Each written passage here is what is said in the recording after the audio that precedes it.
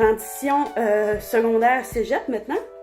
Positif, c'est qu'on offre beaucoup d'aide aussi aux élèves en situation de handicap dans les établissements d'enseignement du Québec, que ce soit universitaire ou collégial. Dans le fond, on a une loi qui nous assure que nos droits vont être respectés quand on va aller à l'école, soit en vue de l'intégration scolaire, professionnelle et sociale. Il y a vraiment une loi qui nous dit qu'on a le droit à ces services-là. Négatif, c'est que moi je trouve qu'on devrait vraiment éduquer plus tôt aux particularités du cégep, à ceux qui vont entrer au cégep, puis même ceux qui vont rentrer à l'université, parce que le cégep et l'université, c'est encore une autre affaire. Puis ça, c'est 1 ou 2 ans d'avance avant pour que l'étudiant puisse vraiment comprendre la réalité de ce milieu-là. On devrait aussi miser beaucoup sur la participation des services de santé aussi pour les aiguiller dans leur choix, puis aussi dans l'accompagnement efficace de cette épreuve-là qui est vraiment difficile. Les premières semaines, c'est tout le temps difficile au cégep ou à l'université. Ce qu'on a aussi, je vais vous parler un petit peu des mesures d'adaptation qu'on pourrait avoir au cégep ou à l'université. Ça peut être des locaux adaptés pour les examens, des pauses plus fréquentes. On peut aussi utiliser des outils pour diminuer les stimuli sensoriels, etc., etc. Il y en a qui ont besoin d'aide d'éducateurs spécialisés et blablabla. Ça dépend de la personne. Pour l'intégration à l'emploi, je vous dis, il n'y a pas de remède miracle. Et même à ça, c'est une partie de la prise en charge de l'adulte qui est extrêmement difficile en ce moment. On parle beaucoup des enfants, mais quand on vient le temps d'intégrer une personne autiste sur le marché du travail, on n'en parle pas beaucoup. Souvent, c'est un travail qui est de longue haleine. J'en ai l'expérience.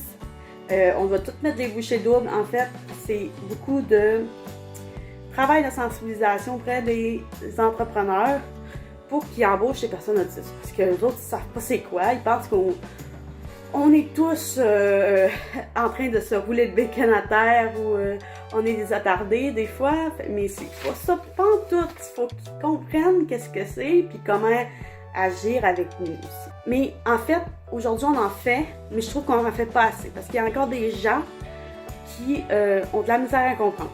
On voit beaucoup l'autisme comme un fardeau, une lourdeur. Tu sais, tu seras pas autonome, blablabla, mais ça veut rien dire. La plupart du temps, quand on embauche des autistes et qu'on applique des mesures d'adaptation, c'est assez facile que la personne autiste fasse le travail demandé et même plus. Ça peut paraître lourd, je le comprends vraiment, parce que moi je l'ai vécu en emploi, ça paraissait lourd, mais ils ont tout été tous les jours patients avec moi. Mais il faut vraiment faire une continuité avec le milieu scolaire aussi pour adapter ces personnes-là au milieu de travail. Entre autres avec la TVA. Les employeurs ont vraiment la possibilité d'avoir un crédit d'impôt quand le poste occasionne des adaptations matérielles. Ça peut être avantageux pour certains entrepreneurs puis motiver d'embaucher des personnes autistes. Dans la slide 11, je vous ai mis une petite illustration d'un bureau de travail adapté pour les personnes autistes. Puis là, il y a vraiment des outils pour le sensoriel, les besoins d'organisation, par des tableaux. Fait que c'est vraiment comme ça qu'en adaptant, on est capable de faire que la personne autiste fasse ce qu'elle a à faire. Pour ce qui est du dépannage, du répit et du gardiennage, le positif, c'est que ça permet vraiment aux familles de souffler un peu, malgré qu'ils ont vraiment peu de ressources à leur disposition. Le négatif, peu ou aucun dépannage, répit et gardiennage selon les régions du Québec. Et souvent, c'est très alternatif. Souvent, c'est genre une fin de semaine par 3 mois. Les familles, ils doivent vraiment se prendre à l'avance pour réserver une place de répit. Fait que si, admettons, tu veux juste sortir, aller au cinéma, c'est un petit peu impossible de faire ça sans que tu l'aies pas prévu d'avance. Il y a souvent une difficulté dans l'accès aux services, puis ça partout dans la province. Il y a beaucoup d'étudiants et d'étudiantes engagés qui ne sont pas nécessairement qualifiés pour offrir des services un peu plus approfondis aux usagers. Dans le fond, souvent, c'est une formation d'à peu près une fin de semaine. C'est pas énorme non. Il manque beaucoup de variabilité, de variété dans les mesures qui sont mises en place actuellement par le gouvernement. C'est vraiment un gros point négatif. Les critères qu'on doit rencontrer pour avoir une place, ça limite certaines familles d'avoir accès au répit aussi. Puis là, aussi, il faut que tu te fasses évaluer à chaque période de service, ce qui peut être très difficile pour la famille. L'aide n'est pas toujours suffisante non plus. Des fois, les parents sont obligés de débourser pour combler le manque au privé. Les services ne sont pas adaptés aux besoins des familles et souvent les familles ont besoin de temps pour eux. Même que certains, il y en a qui ont besoin de sortir à la dernière minute. Il faut trouver quelqu'un. Pour ce qui est des milieux de vie, et ça, j'adore cette section. Dans le fond, en ce moment, il n'y a pas grande solution, à part habiter en logement toute seule, mais il y a d'autres choses que ça. Souvent, même en étant seul, on a besoin de suivi périodique pour vérifier que tout est fait et tout. Des fois, on peut avoir des logements supervisés, mais eux sont très rares et les places sont très demandées et très convoitées, donc c'est long les attentes. C'est souvent pour des gens qui ont des difficultés un petit peu plus importantes avec les habiletés de vie en appartement. Il y a aussi, par contre, l'utilisation de la technoclinique pour permettre la pleine autonomie des usagers. C'est vraiment un outil qui permet d'offrir un soutien à distance, qui permet d'avoir vraiment une plus grande prise en charge.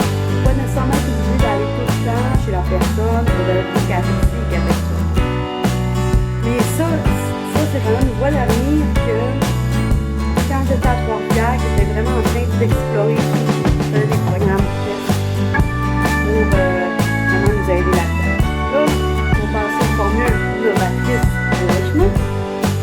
Ce qui manque en ce moment, c'est clairement l'encadrement dans les logements subventionnés par la province, du genre les HLM. Là.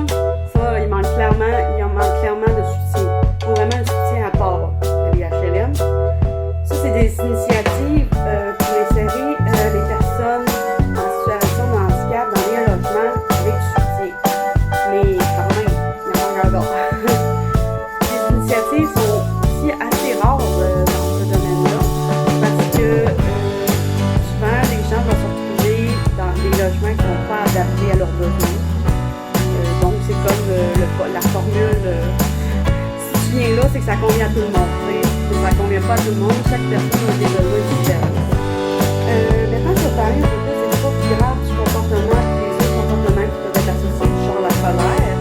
Souvent, le système de justice est assez problématique. On ne comprend pas tout le temps qu'est-ce qu'on attend de nous dans le système de justice. Il faut souvent nous dire OK, ça c'est lui, il va faire ça, ou blablabla, c'est une chose qu'on ne connaît rien.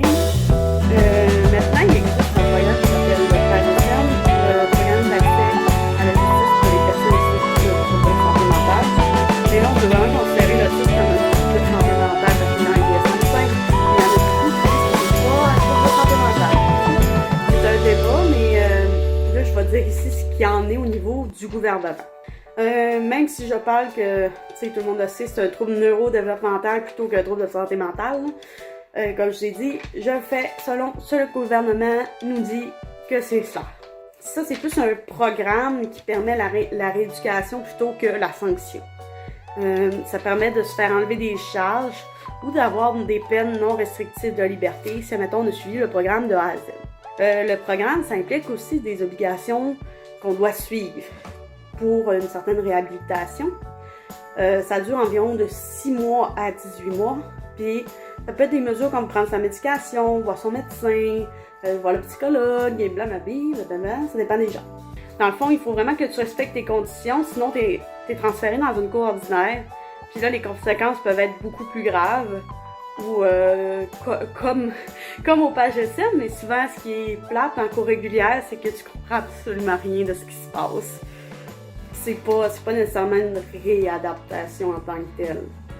Pour ce qui est de la sensibilisation des médecins et des professionnels, En ce moment, il n'existe pas vraiment de programme de sensibilisation pour les professionnels de santé. Ce qui serait intéressant de mettre en place, c'est vraiment des programmes en ligne, courts, de soir ou de jour selon les horaires.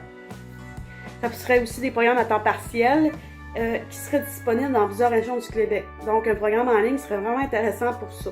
Aussi, ça pourrait être une plateforme qui pourrait être disponible en tout temps au moment de la journée, ce qui permet de faire des modules de matière autodidacte, ce qui est très intéressant aussi. Ça peut être un cours en ligne avec un prof devant soi ou une plateforme qui pourrait être aussi intéressante. En conclusion, je vais vous expliquer qu'on a des gros problèmes en ce moment de moyens financiers. On a des moyens financiers qui sont trop peu pour les besoins réels des familles et des CRDI. On manque beaucoup de collaboration entre les différentes instances qui sont en charge de la problématique de l'autisme. Le récent plan d'action pour le TSA, c'est que des actions à long terme, mais ça reprend beaucoup de recommandations qui ont été énoncées dans le précédent plan. Donc, finalement, on n'a rien changé. Puis ça, je dirais que c'est beaucoup plus problématique à l'âge adulte, parce que les enfants, il faut travailler plus tôt, etc., mais on oublie carrément qu'il y a des adultes qui ont besoin d'aide. Et c'est cela. Il y a aussi beaucoup de statistiques du ministère de la Santé qui nous prouvent que nos besoins sont sans cesse croissants pour avoir des services, donc il faudrait clairement mettre de l'argent là-dedans. Puis, moi je vais vous dire, tant et aussi longtemps que les dirigeants en place ne vont pas se mettre sérieusement sur la table la situation, ben, qui ne mettront pas les moyens financiers puis les ressources appropriées, mais la situation est vraiment destinée à faire du surplace. C'est pas en changeant l'argent de place que ça va régler la situation. Puis j'espère vraiment que le plan qu'on a en ce moment, il va faire renverser la tendance, puis qu'il y a vraiment quelque chose qui va nous aider pour une fois, parce que j'ai toujours espoir qu'il y ait un changement, mais je vous laisse sur une illustration d'Aspi Conseil sur l'iceberg de l'autisme. On voit beaucoup le handicap social, mais on a plein d'autres choses qui font que c'est pas juste une petite pathologie, disons. C'est une pathologie qui est complexe puis qu'on doit prendre dans sa globalité, en fait. Mais aussi, dans l'iceberg qu'on voit pas toutes les qualités qui fait qu'on nous rend uniques, en vérité. Toutes ces petites affaires-là qui fait qu'on est qui on est.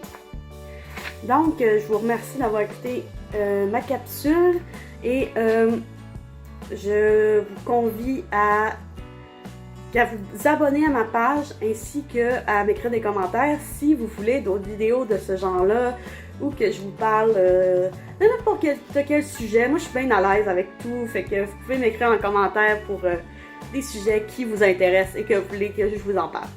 Merci et bonne journée!